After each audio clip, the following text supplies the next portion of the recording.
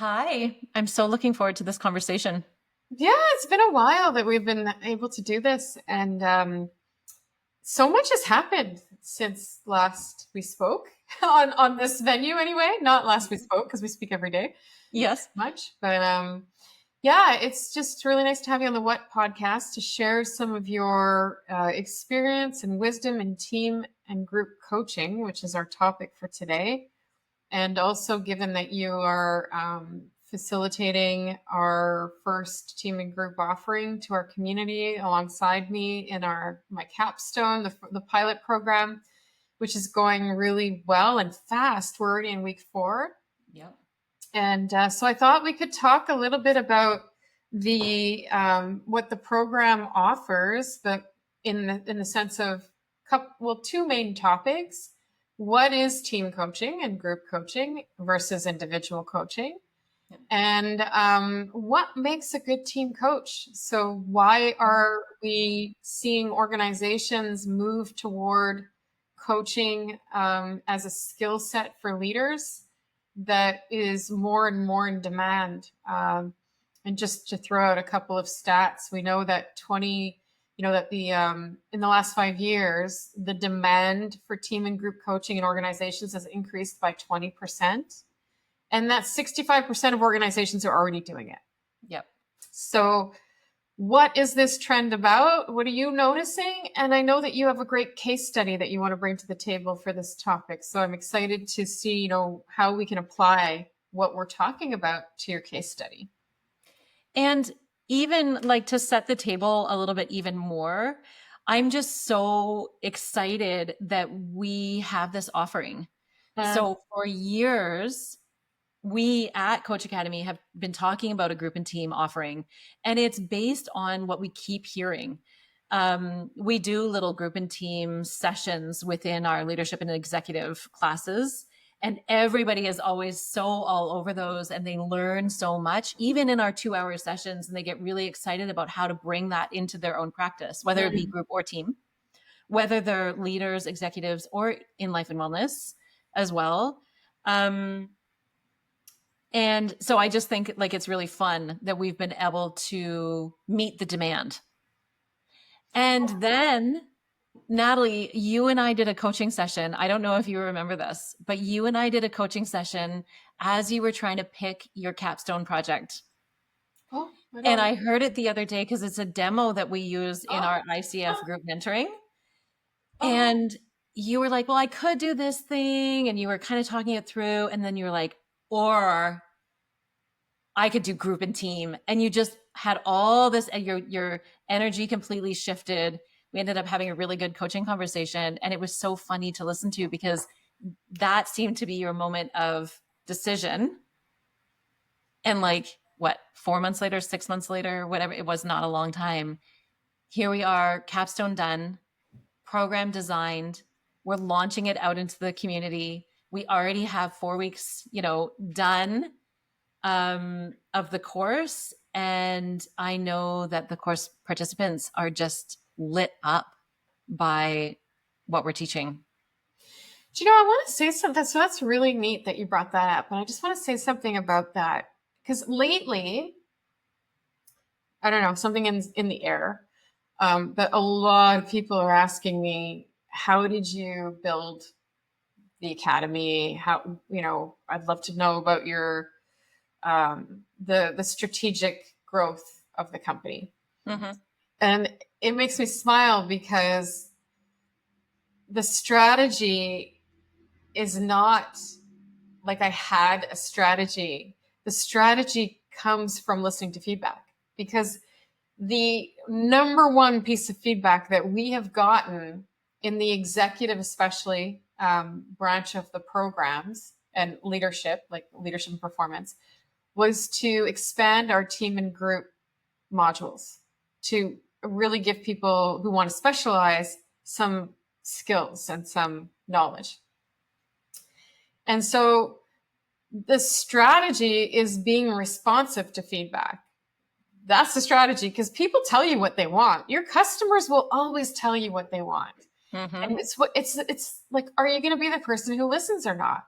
And I was just reflecting this morning in our ops meeting about how much our program and classroom design has been evolving over the last like 2, 3, 4 years. Well, actually since the beginning. But if I really look at the last iteration would be since last October, we really made a lot of design changes to the classrooms, all in response to feedback. And the design changes, what's interesting about that is that the people who already went through the program don't get to feel them or see them or experience them. But I know that they are bang on, because the people now since October are raving about all those things that we added that they didn't know weren't there before, but they're like really noticing and feeling supported by the things that we added. So all that to say, team and group was a response to people asking for it. Mm-hmm. And that coaching session that you're referring to was probably at the very beginning of the capstone, which was over a year ago now. Like, I mean, oh, wow. Yeah. Okay.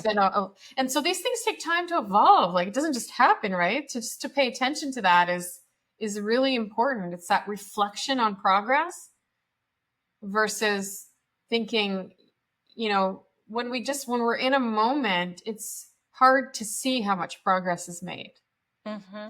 Because I'm always going, wow, we haven't, the gap. I'm always focused on this gap. Yeah. Where do we go now? But really, yeah, it's nice to look at all that's happened since that coaching session.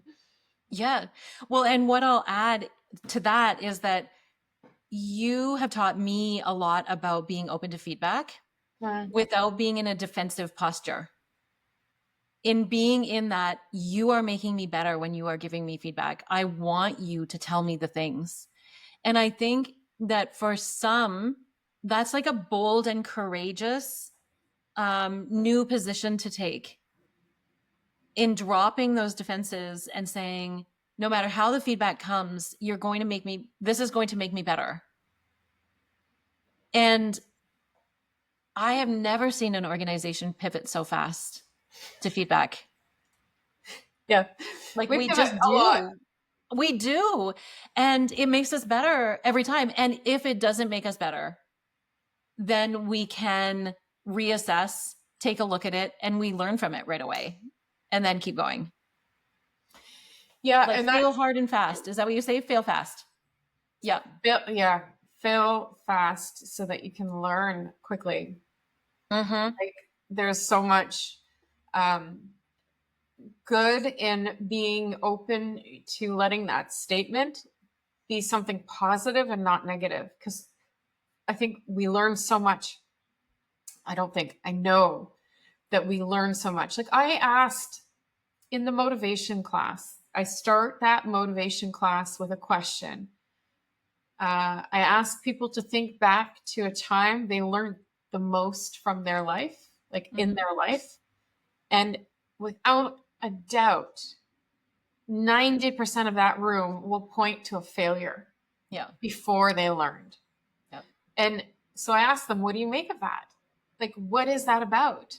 When we're so conditioned to avoid failure or not have a huge discomfort around it. And yet it is a prerequisite to success, to evolution, to learning, to growth, to pivoting. Yeah. So I'm that shift for me wasn't easy. I haven't always been good at receiving feedback. And I know that about myself. I also know when I can't be the one to receive the feedback. I need to let others on the team get it so that I don't get in the way of the progress we can make, because I'm personalizing. Yeah. Because, there's that whole, don't call my baby ugly feeling. Yeah. Yes, of course. And sometimes I'm really good at being objective, especially if it's about course content and how we can support students better. I love that feedback because I want to know everything we can do to be better, different, stronger in our offer and more service oriented. But if it's about maybe, I don't know, I can't even think of an example right now, but something that is more personal to me. Yeah, I don't know. I can't really think of a specific example, but there are times when I know that I have asked others to step in for that feedback. Yeah. And so that I didn't get in my own way. And that's a good awareness piece. Like, it's not that we have to be great at everything, but we have to know where our strengths are and limitations are so that we can compensate, right? So There's that's, two things here. One is like, we're going to talk about the qualities of a good coach and a good team coach. Self-awareness yes. is so key. And that's exactly what you're talking about. Like, I know certain things are really hard for me and I can't hold them, but I do have a team around me that can. Yeah. And Yeah. we can figure out how to do it in the way that works best. Yeah. And that's so important. And the other thing, like when we're talking about feedback and growth and pivoting and being in this organization and creating things that our audience is really demanding and wanting from us, the other piece of it is listening to the feedback and then actually being coached.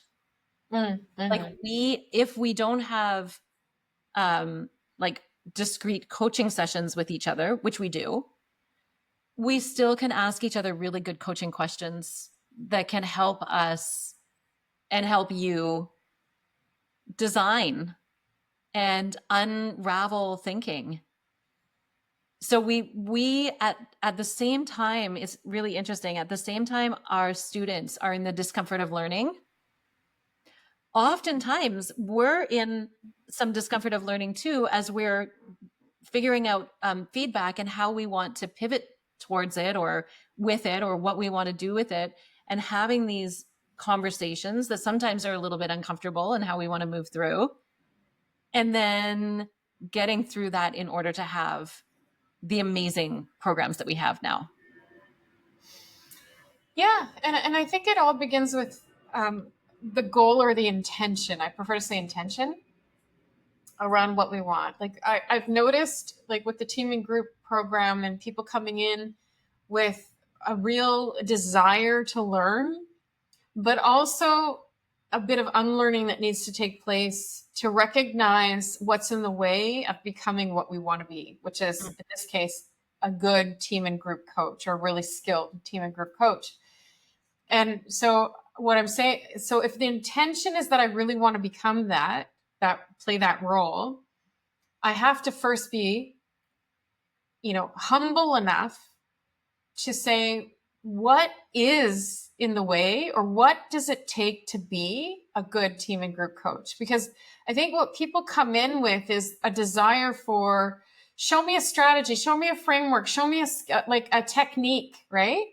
Mm-hmm. And really though, what is the actual impact of a great team coach is somebody who's present, who's willing to reflect back to the team, who's willing to actually self-reflect enough, as you said, to be aware of how they get in the way of the team's process. Yeah. So yes. This opportunity to also, all the research says team charters and team agreements are the absolute foundation and cannot be overlooked if you want to have a successful team or group initiative as a coach.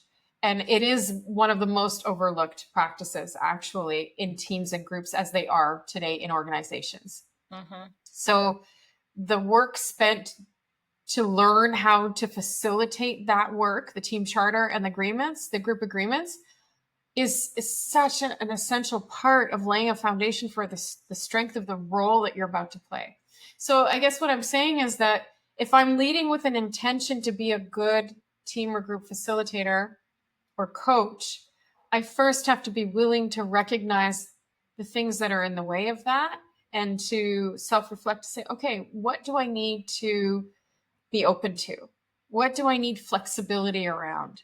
Because we all come with preconceived notions to everything. We come with confirmation bias to recency bias, confirmation bias. So there's a lot of biases that get in the way of our being good coaches as well, right? Or developing that skill. And with a team and group, it's so interesting. Like what I have learned from the research and the work to create the program was how much that coach is really the conductor of the orchestra, right? That we're not coming with our agendas, And let's use team coaching as our example here, because I know group is different. We're going to talk about the differences, but Yeah. if we talk about team coaching, the role that the coach plays to hold the container and to support the system at play and not be a part of the system, because you're not as a coach, right? Mm-hmm. But you're there to hold the system and to reflect and mirror the system and to evoke awareness in the system. Like, that's really the aha moment I had. Like, I knew that, but I wasn't really clear on, okay, how is that skillfully played out as the team coach who's a specialist in this field? Yeah. And, and I've had many years of experience as a team and group facilitator, and also a coach. But really getting into the nuance of the skill and the opportunity, that was fun for me. That was really fun. I learned so much. Like, I really upped my level of understanding as well, and the opportunities that exist in this field. So I think it's a very exciting field to be a part of right now. I also think that a specialization like this positions our coaches to have such a versatile practice that reaches across many different revenue models that they can Mm-hmm. access when Yep. they're a team and group coach. So I think that's the number one impact to a coach, is that you can spread your expertise and your offerings and your packages to include a lot of different types of coaching opportunities. And we all know that the group and team coaching opportunities bring more revenue, right? Your revenue ability to make revenue or make income, whatever you want to call it, increases Yep. a lot, A lot. right? Mm-hmm. Because you're dealing with groups and teams who can, who demand a greater fee. Yep.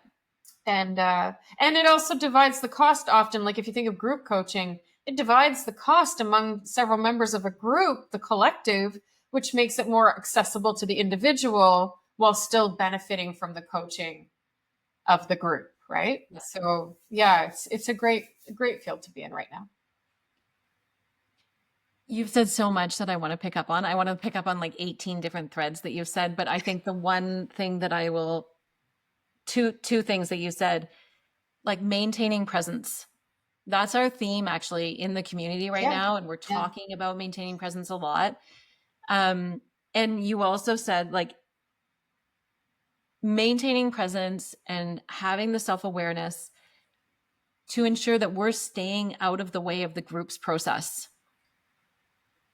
Because as humans, and certainly when we're in facilitator position, we can really get in the way. We can be so attached to our agenda or what we think that the group needs to get out of what's going on in the room. Or, as you mentioned, all of our biases, etc. It's the more we can lean into practicing maintaining presence in every part of our life, in being focused and attentive to what is happening and emerging right now, and letting all of that like inner chatter, because that inner chatter can be so loud that you can't hear your clients anymore. And it's one thing when we're one-to-one, but when we're sitting or standing in front of a group of 15 leaders in a team coaching scenario, that's one of the skills that we need. We need the skill to really arrive and purposefully turn that down yeah, and be so, well, for me, as you might imagine, Nathalie, you know me really well. For me, that's prep. yeah. That I know exactly what I'm doing in that room. And I know exactly what I'm doing to the point that if other things in the room emerge, I can let go of everything that I've planned because I know it all so well that I can probably weave it into whatever is emergent. And I think that's really one of our skills that we have. I know we don't want to get into really specific skills quite yet, but in the conversation, but that is one of the skills that we really need is the ability to both understand what the organization needs us to do in the room in the amount of time that we have and be super responsive to what is actually happening in the room. Yeah. and asking those hard questions, or not even hard questions, but asking those questions that bring the elephants that are all hiding in the corners of the rooms into the center to be addressed, so we can finally just get over that conversation so we can move into what we want to create. So often teams have these unspoken things that are just lurking around that are actually really stopping them from moving forward in a good way, or in an innovative way, or in an enthusiastic way, or in a whatever way, a faster way. But team coaches really are there to bring those conversations into the room. Yeah, yeah, there's a really great opportunity. And when I think about like the need right now, what the market trends are showing is that um, organizations have a hard time capitalizing on people's strengths. People get promoted for expertise, right? For being subject matter experts. Yeah. And that does not imply that they are good people leaders. And so we have a lot of subject matter experts leading teams, and they don't know how to engage the team. They don't know how to motivate the team. They don't know how to organize the team or to get results or drive results from the team. And that is why team and group coaching is is on the rise at this moment. And so when I think about what we want to talk about today, I actually feel like first we could define, or at least outline, the difference between team, group, and individual coaching. And it is actually one of the first places to start when you look at the ICF core competencies for team coaching. Know your client is the first one, right? Yeah. So knowing the client means that we know a team is a collective of people that are working together within a system, that are interconnected in their responsibilities to move toward a common objective or outcome, right? So we're all moving to the same goal, working together as a system to do that. Yep. Whereas group is a collective of people who come together under a common theme, who don't necessarily have an interdependence between themselves and the group, but have the desire to work toward a goal that is under an umbrella that is common to all of them. Yep. I always use the example of knitting groups. I don't know why, but like people who love to knit come together. They all have different patterns. They all have different objectives, like what will they knit and what will it look like at the end, but they come together to learn new stitches, new styles of knitting, right? And to learn some skill around knitting. And so that skill may produce a different outcome for each one of them. Right. And I think that's a good way of showing that the individual's goal within the group is their own goal and is not interdependent with other people's goals, but the shared knowledge of the group is going to make them better, right? Yeah. The sharing of knowledge and information is what the advantages of a group coaching situation. Yes. And then the individual is that the individual's goals are prioritized, right? It's one-on-one. And I mean, I think the rest is kind of obvious, but what would you add to any of that? Well, I think like when I think of group coaching, last spring and summer, I got the opportunity to work with the Women Entrepreneurs Group who were in the city that I was in. So an established group, and they brought me in for 6 sessions, and each session I had a topic. So it was like, how does your imposter syndrome get in the way of your business success? Or like, how do your values align with your business? And so just like you're saying, everybody knew what they were coming in for. We had the theme. And then everybody has their own individual goals that they set within the theme. And then we explore and discover, and they inspire one another. Like that's probably what is like most inspiring to me about group coaching is the interaction. of all these people who may not even know each other, but they're coming in under the same theme. And they're like, oh my God, I never thought of it that way. That's so clever. And they can integrate that in, or they see I will coach one of them and they'll see what that interaction looks like in those good questions.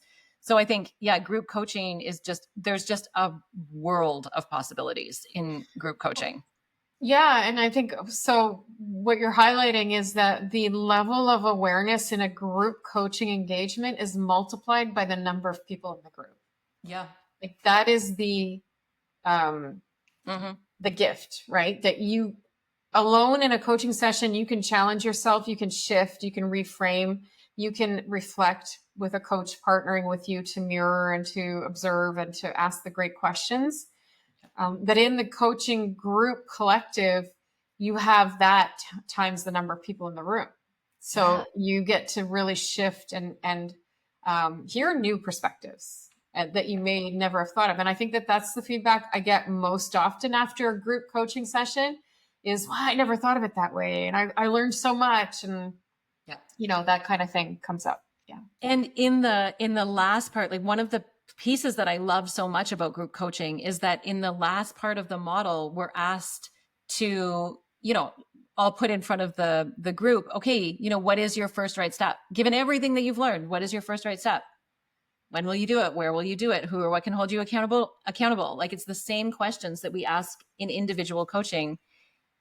And they're walking away with one really actionable small thing that they can do to move towards what they want.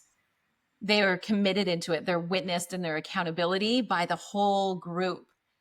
And then my very favorite question, almost in every case, is, what did you learn about yourself? Or what did you learn about the thing? Or what was the benefit of our time together today? And some people will say, oh, that's really going to help me get out of my own way. Or it's really going to help me, whatever their intention was. But so often they say, I just really needed to be in this group of people. I feel so connected. I feel really seen. I feel like I really have this sense of belonging right now. And that is making me feel like I just need to do more group coaching, actually. Like right in this moment, I'm like, that is just such a beautiful outcome. It's connecting people. Mm-hmm. That's what we do in our community every day, right? We have these workshops that are really group coaching opportunities for people to come together under the same kind of theme with different objectives, but they get to learn and grow and share and fail together and share those emotions and experiences. And that's really what community is all about. Yes. And if we move to team coaching, what we notice are the opportunities. Like when teams are coached, organizations notice performance increase, innovation. So that, and where that comes from, I think, is the opportunity to hear all voices. That there's, that conductor of the orchestra is pulling in all the instruments, right? And hearing from everybody. So everyone has a voice, which is not always the case in team meetings, right? Some people shy away, some people overtake. And so it brings a balance into the room that is an opportunity to hear new perspectives, new choices, new possibilities that the people who don't normally speak up have. So there's this great innovation that takes place. Innovation is highly correlated to team coaching.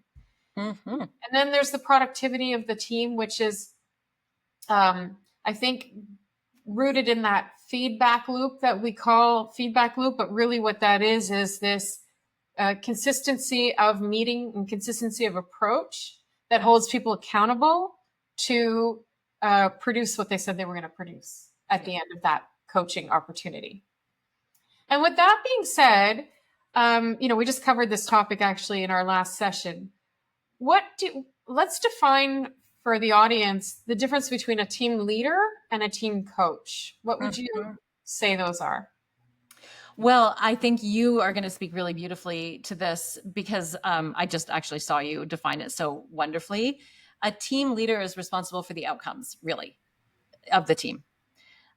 Whereas a team coach is external to any kind of outcome. so can really focus in on the team dynamics, what's being said and what's not being said. We don't have that, we as in team coaches, we don't have that added extra pressure of having all of that in mind, as well as the output or the outcome that the team needs to get to. So I think team leaders can step in and out of that coach position by being curious, by listening well, asking good open-ended questions, acknowledging observations, etc., using the tools of coaching. Whereas the coach position, we don't step into that team lead position as well. So I think the team lead can be both.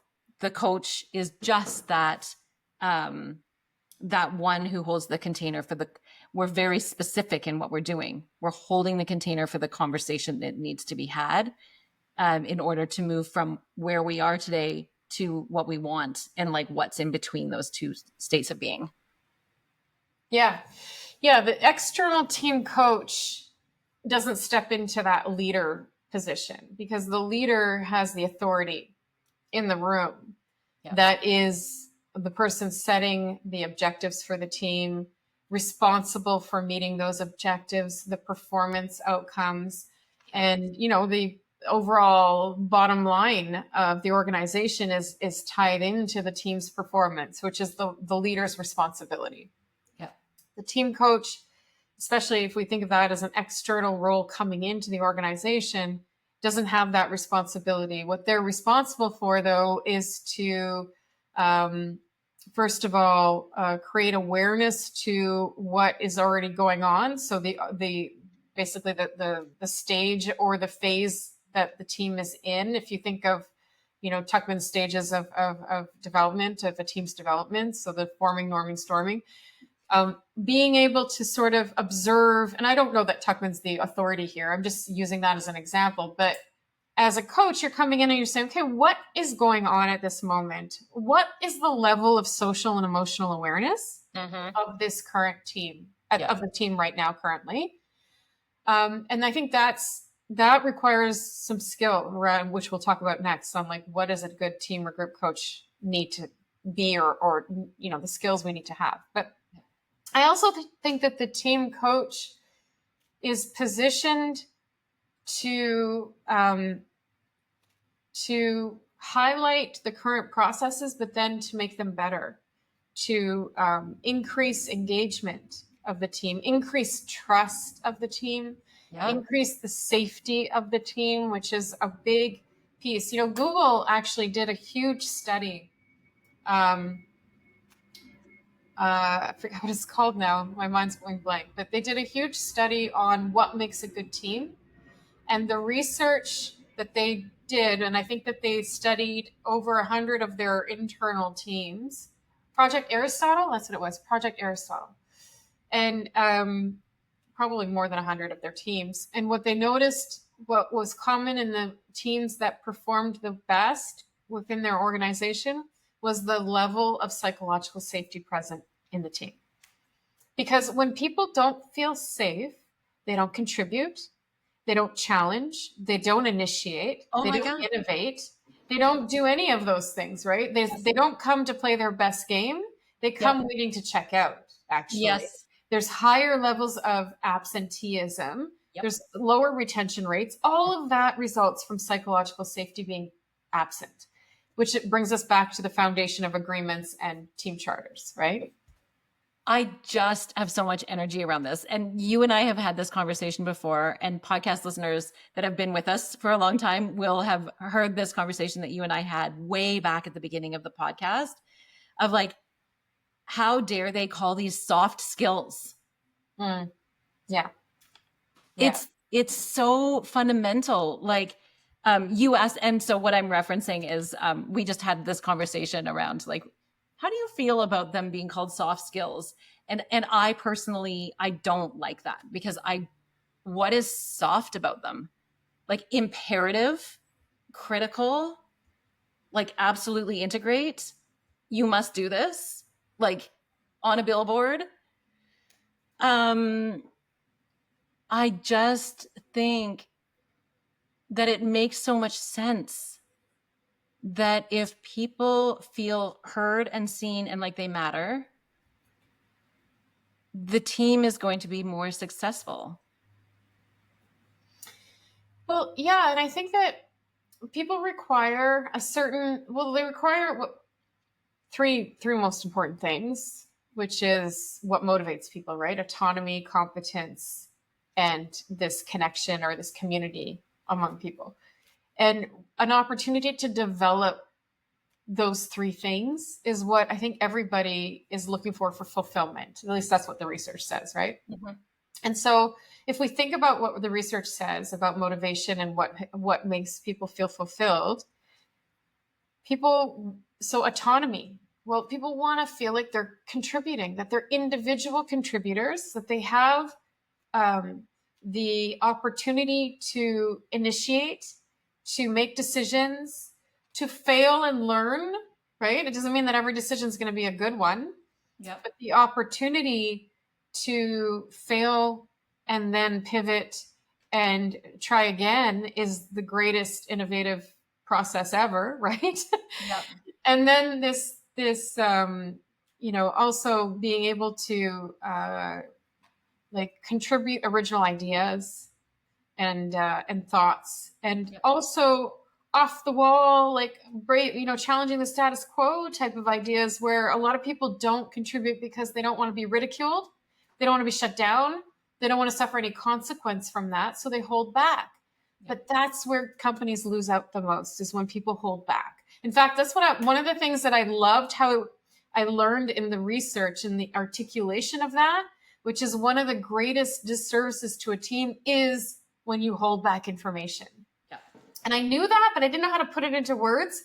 I guess, I don't know. I just remember having this moment of like, yes, put my finger on it. That's one of the things that I feel is, in my experience with team and group coaching, is something that is very prevalent in teams that I've noticed. I could feel it. I could sense it in the room. This holding back of knowledge, of information, of emotion, of ideas, that really is a detriment to the team and how it functions and how they progress, right? I would say like the partner of withholding is group agreement. Mm-hmm. Right? Everybody's just like, oh yeah, that's a great idea. Mm-hmm. Yes. Yeah, what he said. Oh, group think, you mean? Yeah. Like Everybody agrees. Everybody agrees. And no one is willing to step out and say, that really doesn't sound like a good idea to me. Mm-hmm. So that withholding is harmful to teams. Mm-hmm. And the unwillingness to hold disagreement within the team. And both are safety issues. Mm-hmm. Yeah, and the role of the team coach is really to bring in the safety that the leader was not able to do. And, a leader is challenged with competing commitments, with their own responsibilities and outcomes. I've seen leaders who are very fearful of relinquishing any control because it's a value piece. Like, are they going to still be valued as a leader if they empower their teams to take on a lot of what they're doing? So but that's, again, is the psychological safety of the leader in the organization. Yep. So it's not just a team issue, it's an organizational culture that has to be looked at and considered when we think about team and group coaching and what is in the way of a productive, successful, high impact team. And that's another conversation, because that involves stakeholders and culture and what is the opportunity, like where does the opportunity begin when you talk about a coaching culture in an organization. Yep. So for today, I thought we've defined the difference between team, group, and individual. What, in your opinion, are the most critical skills for a team coach to possess? First of all, I just want to appreciate you for reining us in. Because I know that you saw it in me, that I was like, let's go down that rabbit hole. So well done. Yeah. I appreciate it. So what is most important? What are the qualities that are most important for a team or group coach? Well, I think that we've hit on the very first piece, which is self-awareness, and then self-management, and then other management, right? Communicating with others. Yeah. And I think that self-awareness is lifelong work. And I think that through everything associated with coaching, we can deliberately put a lot of effort in there, and we can really move along in what we know about ourselves and how we manage ourselves in that knowing. And so, we always hear when students are on week 20 or 21 or 28, and they say, I just have learned so much about myself. Taking a coaching course is like a great way to start. Taking emotional intelligence training, whatever that might look like. Doing assessments like DISC or core strengths. Like, again, just constantly being in the pursuit of knowing yourself allows you to recognize yourself in others. It allows you to stay in yourself and see others for who they are. And it allows you to be standing in front of a room that feels intense and be grounded in your presence, be grounded in who you are, and not get hijacked by your imposter syndrome or that inner critic who just wants to go at you in that space. It allows you just to stay present and focused and grounded, which is exactly what that team needs from you. They need you not to get hooked. They need to be you to be that reflection of whatever the behaviors or the words that are going on in the room. Objective, right? It's objectivity. Like, I think the team coach first is a skillful position to be in. It's not, we've been having the conversation in our community. I've been having it publicly, trying to educate people on what qualified coaching is compared to just somebody who calls themselves a coach. Yeah. Because they're helping people. Right. It's great to help people, but there's qualified and unqualified coaching. Yep. So I think the first thing that I want to stress is that a team coach is a skillful position with frameworks and techniques that are important to the success of the role. It's not just a nice position to have in the team. And it's also not something that you can show up to. Just like, I feel like when I look at a conductor of an orchestra, I can do that. I can bring instruments in. But would that be fair to somebody who's studied and practiced and skillful? Absolutely not. And obviously my sound would be, the outcome of which would be terrible. Yes. I think that it's just that we have to give credit where credit's due. And I learned that, again, through the research and through creating the program, what opportunity it gave me was to take a deeper dive into the skill set of a team coach that is added to and different from an individual coach. Yeah. So one of the things that you've been pointing to is this person in the room who has to exhibit higher emotional intelligence than everybody else. Because it's such a big thing to hold. So I think the first skill of a team or group coach as well is to be really connected to your emotional state and to be able to self-manage that emotion in favor of the team's emotion. Like, the team is going to come at you with emotion. And that's number one, you must be able or willing to learn how to manage emotion in collectives if you're going to be a team and group coach. Yep. We're going to talk about, we haven't gotten there yet, but in our program, we're going to talk about emotion contagion because it is a real piece of, oh my God, it's so real.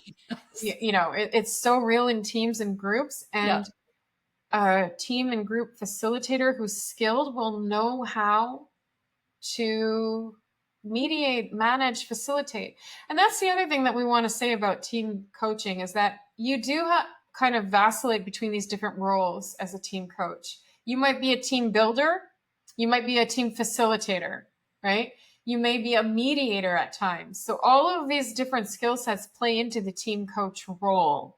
And so, yes, you're a coach and you're in that primarily that role, but there will be times where you want to start a session with a team building kind of connection exercise. Yeah. That's a different activity than a strictly coach activity, right? Yeah. And then there's the times when you're going to mediate between members of the team conflict, which is a little bit different than just strictly the coach role. So being willing and able to move through these different types of roles as they're required by you is the flexibility you need as a team coach. Yeah. And the ICF is really clear about that in the team coaching competencies, which I really agree with. Like in team coaching, I am in teacher position sometimes. I'm in conflict management position sometimes. And it's important for us to, and I'm deeply competent in all of those roles. I'm deeply competent in coach position and what that means for where I am in the relationship during the 3 hours that I'm with the team or over my relationship overall with the team. So, and for me, what I find really useful is like, okay, I'm just going to come in. I'm coming in as teacher now. And well, so, teacher, just to interrupt you for a second, I think teacher is more relevant to group coaching in that there are many times when a group will come together to be taught something, a skill, and then form around that a coaching conversation. Whereas team, apart from introducing tools, I think the team holds the knowledge. The team is the expert in their field, in their work, in their processes. So the coach does a lot less teaching, as I would call it, facilitating, I think, the learning and the growth, but not so much teaching. I agree that there's way more of that in group coaching. And what I was thinking of specifically was any sort of like assessment that you're bringing in. Emotional intelligence, core strengths, DISC, Myers-Briggs, whatever that is. And so we're landing the information and then we're passing it over to the team and saying, okay, how does this look at the board meeting that's coming up? Yeah. And in the version of team coaching that we're teaching, we don't have an assessment that's included with that. But I totally agree with you in your work with, the assessments that you're certified in. That would definitely be a part of your role. Yeah. Okay. And so, wow, I lost my train of thought there. So what we're looking at then is the role of the team coach. What are the qualities or specifically the skill sets required? I think we talked about objectivity now. We've talked about the high degree of emotional intelligence that's required, or self-management would be another way of saying that. What other skills do you think come to mind? Well, we've talked about presence. We've talked about that ability, or we haven't really addressed yet, that ability to listen to what's happening in the room. And so if you have a room of 10 or you have a room of 50, which does not happen in team coaching very much, we are paying attention to the quietest one in the room. We are paying attention to the body language of the person who might have some resistance going on. We are actually listening at a really deep level, which is often why people, even if people are really extroverted, still getting out of team coaching engagements and being exhausted because you're reaching really deep into that level of listening that is listening to energy, listening to body, listening to language, listening to what's not there, listening to the silences. And that takes skill. Yeah. And it also takes skill to manage the different personalities on the team, right? Like you might have some people who are like in the peacekeeper role, some people who are the argumentative role, or the, the provoker of things, challenging, which we want to bring room for. They're going to be the quiet person, the passive person. So there's the different personalities of the team. I think that takes a strong team coach to invite them all in, but also to manage for the agreements that everybody, would have agreed to at the beginning of a team mandate or a team coaching opportunity.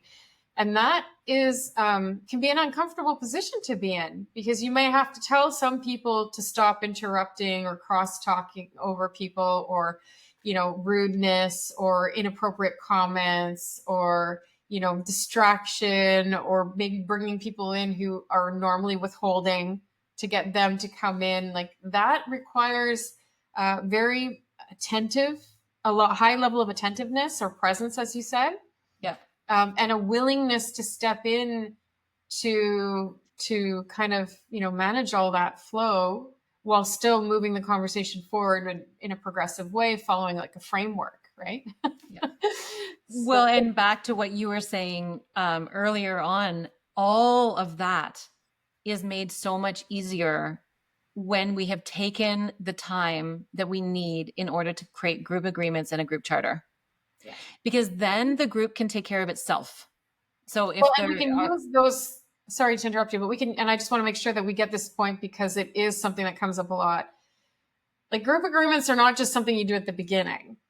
They are brought into every conversation and used as a tool to like have everybody recommit and be accountable to what they've agreed to, which is why it's an inclusive process where people create this together as a team or a group, and they're all accountable to their commitment, their verbalized commitment to upholding these agreements. So yeah, I just wanted to add that too. Yeah, it's so important.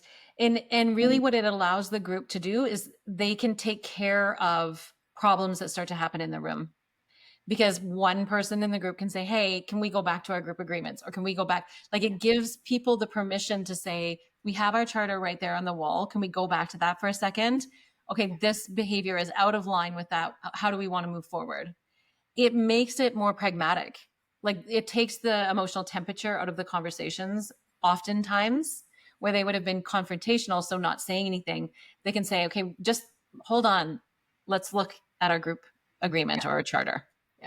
Well, and I was just thinking about like maybe we need to define the difference between agreement and charter quickly, and not spend time here, but just an agreement is something that guides the group's behaviors throughout the the engagement over time, and the charter takes a deep dive into those behaviors and sets an intention, maybe a mission statement, outlines the importance of what those agreements look like when they're operational, like when they're being acted upon, and also ways to govern any conflict or any breakdowns in conversation, and agreed upon ways to take care of that within the group, and to also how to measure and keep people accountable over time, right?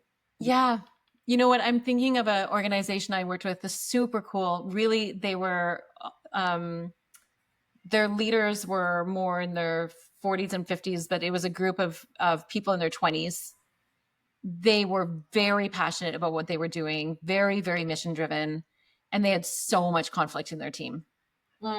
And when we were building agreements, what we ended up doing, my collaborator and I, is we were building the agreements just as we always do. And then we had the brainstorm, the two of us. We were like, let's just give this a try. And so we asked the team, what behaviors do you not want to bring into this room? What do you want to be responsible for not bringing in? What do you agree there? And it was totally anonymous. And so people could come in and they could say, not coming into the meeting hangry. Right? Or I laugh when and this was anonymous, so it wasn't attached to any one person. So they had, they probably knew, but one of them laughed when they got nervous or felt pressure, but they knew that their laughter could come off as very derisive. So there were all these. So then we could have a conversation on the behaviors that were going to get in our way of having trust and safety in the room. And so we had our agreements on what we wanted to see, and we had our agreements on what we didn't want to see.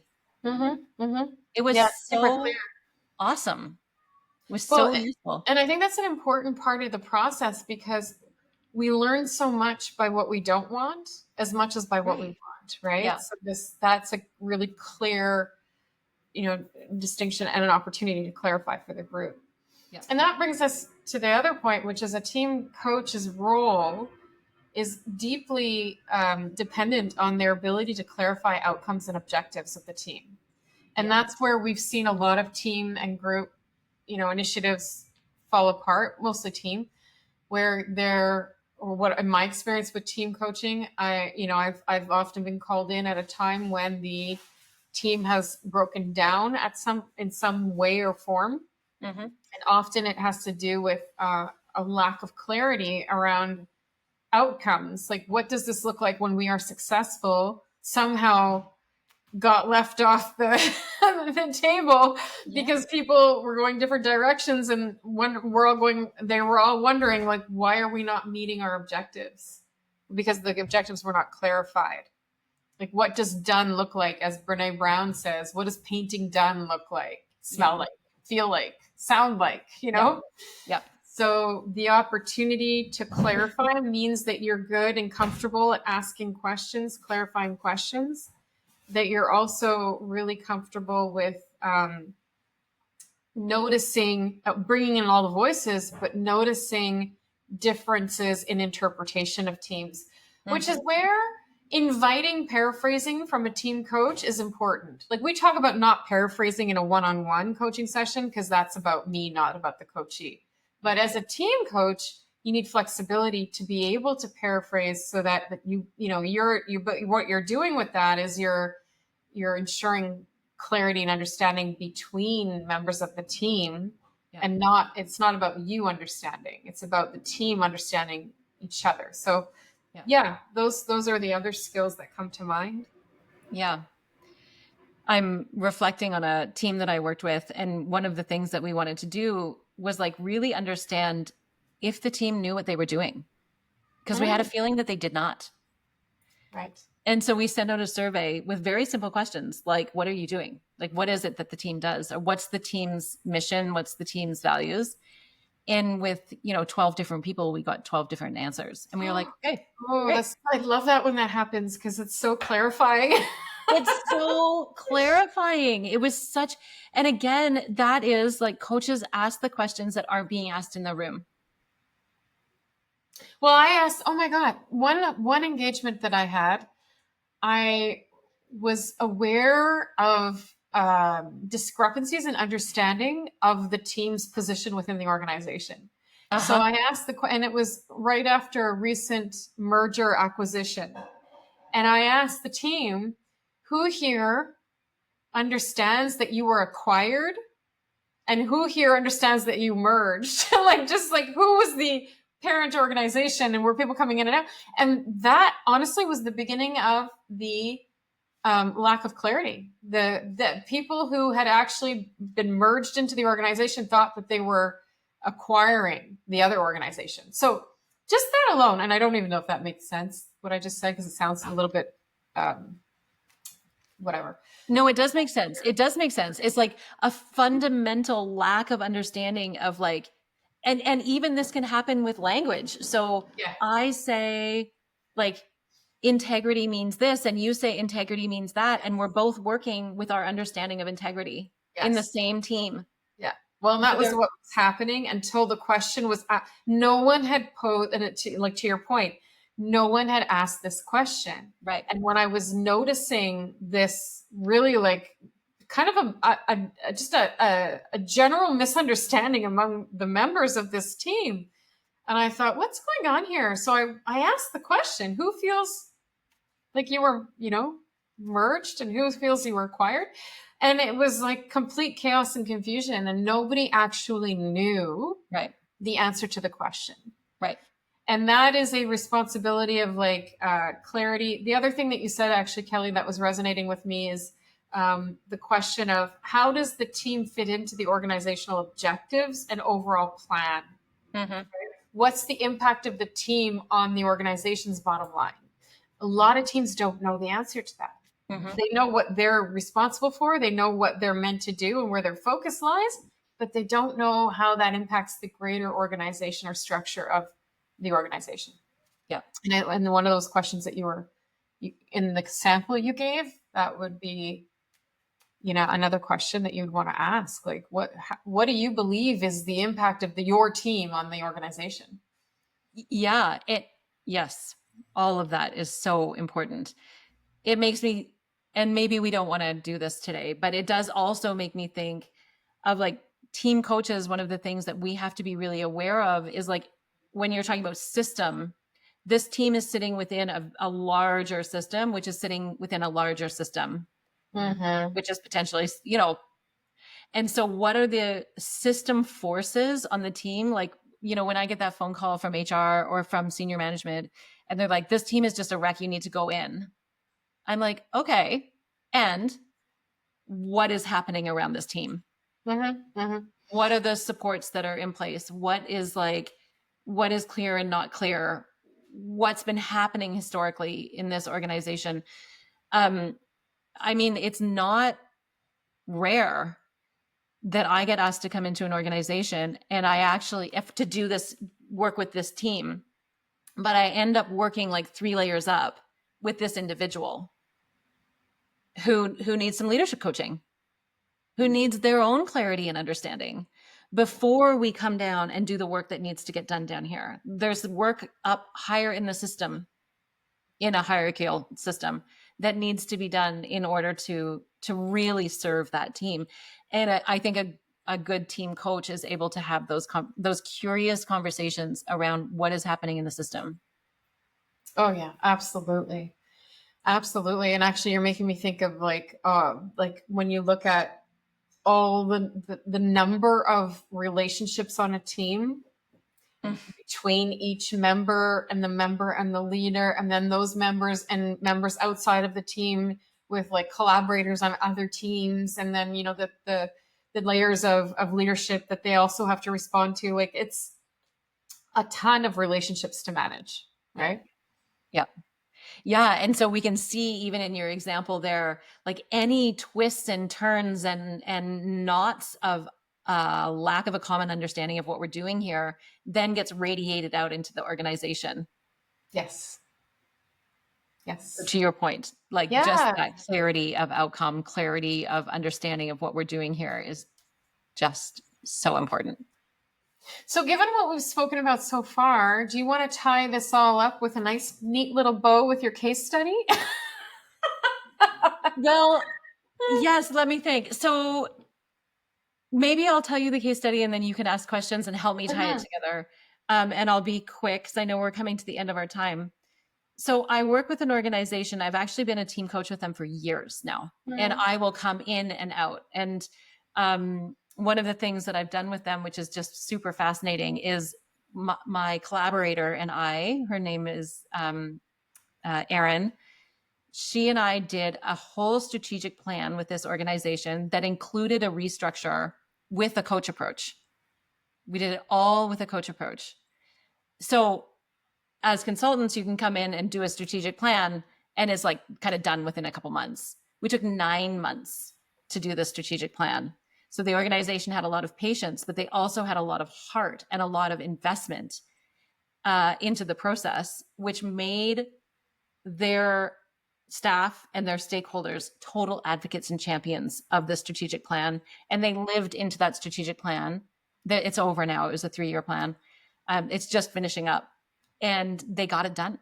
They like Can I checked just it off. ask you then a clarifying question? When you say you took a coach approach compared to consultants who might have gone in and given the plan and come out, like, what would you describe that coach approach as? Leaning into the expert in the room was the team. Right. Okay. They held the answers. Um,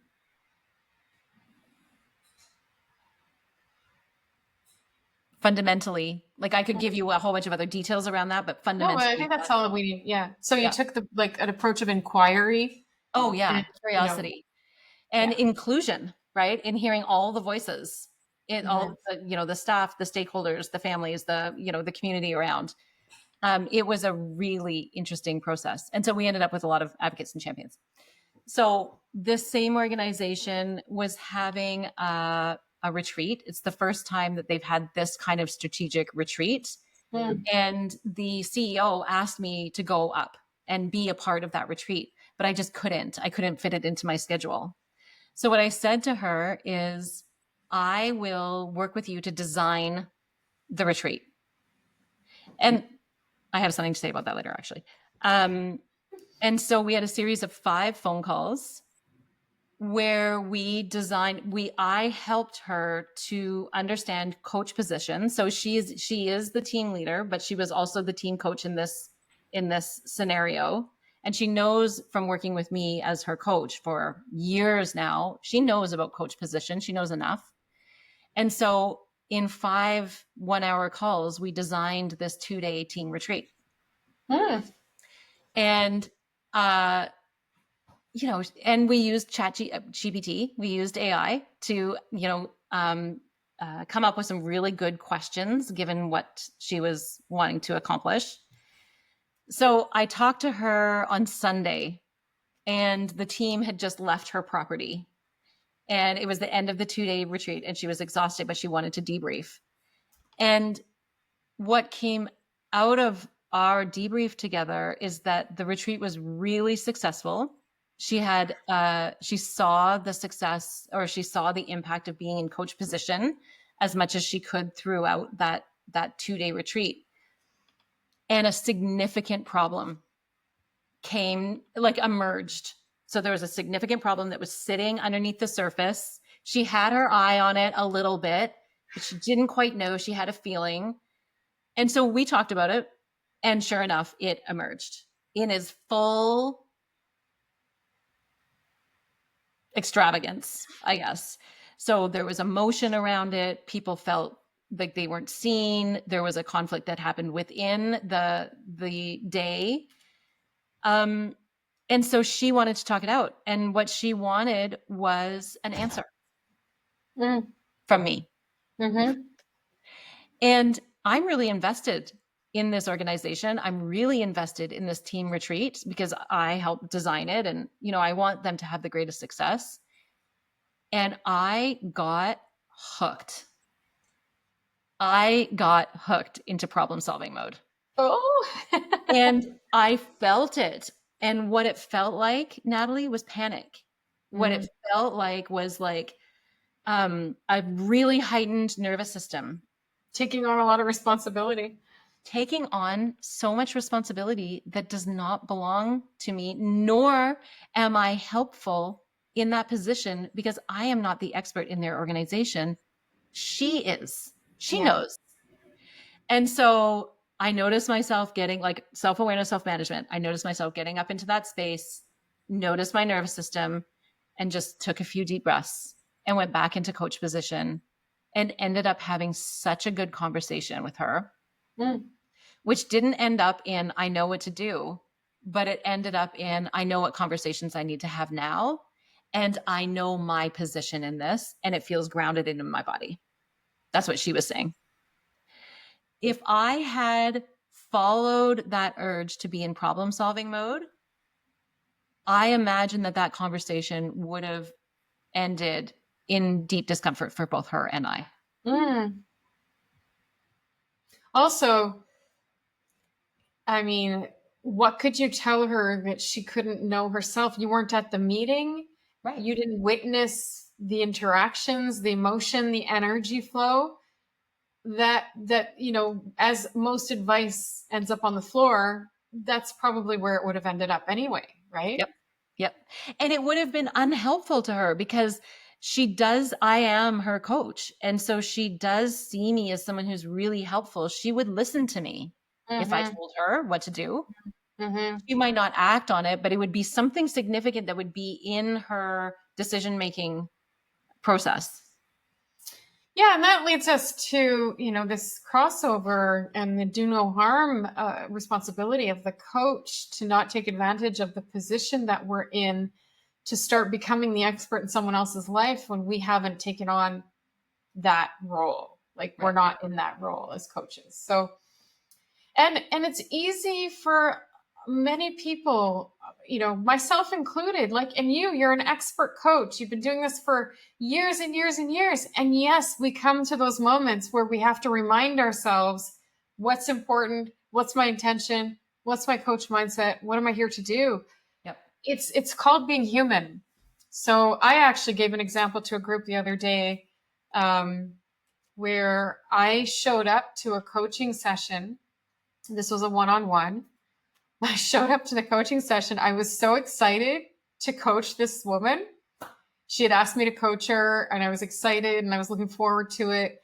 And so I jump into the session like on a Zoom platform. And I was like, hey, hi, how are you? I'm so happy to be here with you. And right away, I noticed the emotion of that was like down. I was up here and she was down here. Mm-hmm. And I thought, don't you bloody well know better? Totally.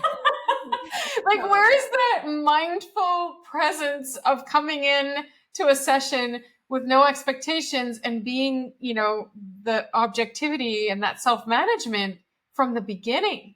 Yeah. And I had kind of let that, be put aside in my excitement to see her. And I said to the group, I was telling a class this, I said, I'm an MCC level coach. I've been doing this for, over 15 years now. I study this every day. I create curriculum around this.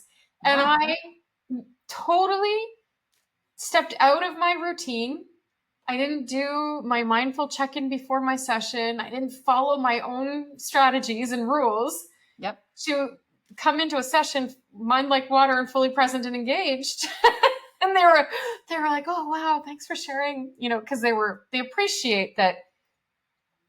I don't think you can ever reach perfection as a coach. I actually believe you absolutely cannot reach perfection as a coach, because it's this ever evolving, progressive becoming, not arriving, right? Yep. Yeah. It is so incredibly deeply human. Yes. We are a human. Flawed. And they are a human, and when we're coming together, like there is just never. And I love, what we say in class a lot, which is like, you must fail. Yes. If you are not failing, you are not learning. Yes. And if you are not learning, what are you doing here? Like, so you must fail. And perfection isn't a thing. Mm. So if you have that perfectionist tendency, you can just talk to it and let it rest, because there is no way that anyone is perfect in this space. Yeah. And we just had a really wonderful roundtable discussion in our community that had a lot of coaches gather. I think there was like over 55 coaches there. And the topic was imposter syndrome and pricing, right? Mm-hmm. And when the topic of imposter syndrome came up, a lot of people spoke about the feeling of unworthiness, but also the feeling of unworthiness that comes from comparison to others. And I think as you're talking, I was thinking about, like, one of the things is we're flawed as human and we must fail to learn, but we also must recognize our own opportunities for growth and development, and not necessarily in comparison to someone else's, because our paths are so different. Like, I get a lot of motivation turning to people who I feel, are where I want to be in life, at either, a skill level or, some kind of achievement, whatever. I look to people, mentors, I guess you could call them, mm-hmm. To set the level that I want to achieve. But it's not from a lens of comparison. It's a lens of a goal, like a striving goal. Yeah. And what came out of this conversation was this, how difficult we are on ourselves and others when we start to compare. Yeah. So just, I think one of the things that we want to maybe tie all this up with is that to become a good coach, whether it's team, group, or individual, we have to honor where we start from and honor our own process and honor the development of ourselves and our commitments and intentions versus comparing our progress to others, right? Because everybody's life experience that impacts how you show up as a coach is different. We all come at this from different angles, right? Mm-hmm. So yeah, I think that protecting your confidence as a coach is an extremely important part of it. Yep. How do you do that? What are your practices of self-reflection, and and and protecting your mindset. You know, I have to now then like bring it back to our community. I have to. I Mhm. must. Yeah. Because it is in community that we can, there's nothing more satisfying to me than being at the end of one of our sessions that we have, whether it be a skills lab or a case study clinic or a value session or the psychology of coaching, and for people to say, oh man, it just feels so good to be here and talk these things out and be seen and be in a group of like-minded people. And Hmm. I might not be struggling with the exact same thing that you're struggling with, but it's just so nice that I'm not the only one who's struggling. And how can I support you? Hmm. I think, I bet if you might even know of some studies, but I bet if we could do a study, it would say that people who are in community as they're learning a skill and crafting it over time, they amplify their learning 100 times when they're actually in community and can talk through what it's like to be in that experience. Oh, absolutely. And I also think that, well, I think it's just reiterating what you said, permission to fail, permission to step into humility. I think that what we don't say about imposter syndrome is that it's actually a sign of deep humility, that we still have so much to learn. And I Mm-hmm. think that that is a great place to sit. That's my favorite place to sit in life, is to know that I have so much to learn Yeah. and to go out and pursue knowledge, right? Mm-hmm. So our community is this gathering of like minds who support each other. And one thing I've heard over and over again from the workshops and the gatherings that we host every week is in different people, different groups at different times now say they don't remember a time where they have felt so accepted and so seen and feel like connected and as they are for who they are. Like I've heard people say, you know, my the people around me accept me in a way that I haven't been accepted before. Yeah. I've heard people say, compare us to like the experience of a community like the military. And Mm. this one gentleman said, I didn't think I'd ever find another community like that. And here you are, and you've done it even better. Like Wow. this sense of community around us. Mm. So I love hearing that, because obviously it's the objective, right? It's to create a place where people can come and feel that they have found people who are as passionate or interested and involved with something that they love, right? Yeah. Something that we can all come together around. And I mean, there's so many different ways that people are using coaching, becoming coaches and applying this in their lives and so it's so much diversity, but the thread that binds everyone is this commitment to continuous learning and growth. Yeah. What was just going through my mind is that we're so lucky. And then I am reminded of what you said around, well, luck is just the convergence of hard work and opportunity, which I think in this case is just so true. It's just, yeah, I just feel so excited that we have the community. Mm. I I'm just pretty think sure it's somebody just so smarter than me powerful. said that before me, but Yeah, yeah, yeah. but Well, it's true. I've always held on to that because I believe that when we're not living with an intention, whatever that intention might be, we miss opportunities that others might call luck. It's when we're prepared with intention and purpose, Hmm. and this willingness to keep going and keep developing and trying and becoming, we can notice opportunities that we would have missed otherwise. So it's luck is preparation meets opportunity. Yeah. And I love that that is what our community is all about, right? preparing people, building their confidence, strategy, skill, experience, network, circle. Oh my God, so many people talk about the relationships that they believe they will have for a lifetime, right? Yep. Yeah. Well, our next episode can be about all the great things that are going on in our community. I feel like we could talk for another hour and 20 minutes. No problem. Yeah. So Well, thank you for including me in this. I love group and team coaching. And I think the course that we're delivering right now, based on the Harvard capstone project that you did, it is just really grounding people in what it means to be group and team coaches. I'm going to be so fascinated to see what people end up going out and doing with it.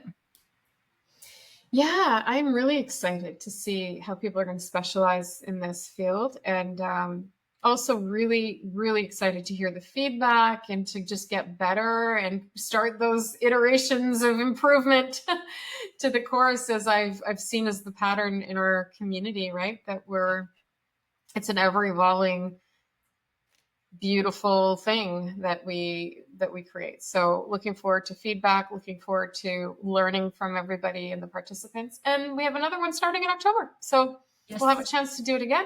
We already have a bunch of people signed up. We had 50 people signed up for this session in May. So hoping to get another big group of people who want to specialize in team and group. Yep.